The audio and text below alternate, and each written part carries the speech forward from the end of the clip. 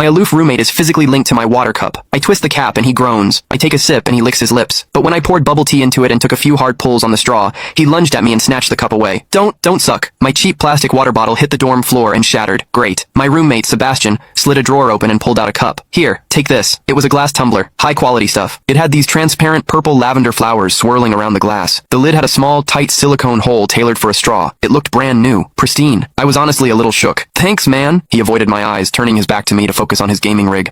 I carefully twisted the lid open. Immediately, a suppressed, low groan came from Sebastian's direction. I poured some warm water in and took a sip. Sebastian sucked in a sharp, jagged breath. His hand on the mechanical keyboard trembled, his fingers slipping off the keys. He licked his lips, looking like he was enduring some kind of torture or intense pleasure. His lips were thin, the Cupid's bow sharp like a knife. Looking at them made me want to bite them. Yeah, okay, I admit it. I'm into Sebastian. I swear to God, before I met him, I was the straightest guy in the state. After high school, my only plan was to get to college and bang a hot, bubbly cheerleader. But the moment I walked into this dorm and saw Sebastian, that plan went out the window. 4 years of college and he's the only one I want to mess around with. But I couldn't tell him. No way. I was terrified that if I spilled my guts, we wouldn't even be friends anymore. Because Sebastian is straight. Like, painfully straight. Only 2 weeks ago, he turned down a senior, a varsity swimmer, total stud, who asked him out. After that, Sebastian came back to the room and sat at his desk with a face like thunder for hours. The guy must be a raging homophobe. Maybe it was because the cup was a gift from my crush, but that warm water tasted sweeter than usual. It had a weirdly good aftertaste. I grabbed a straw from my desk and shoved it deep into the hole on the lid. The second I did, a strangled moan ripped out of Sebastian's throat. He bolted up and sprinted into the bathroom. Weird. We were just gaming. Why the hell did he suddenly need a shower?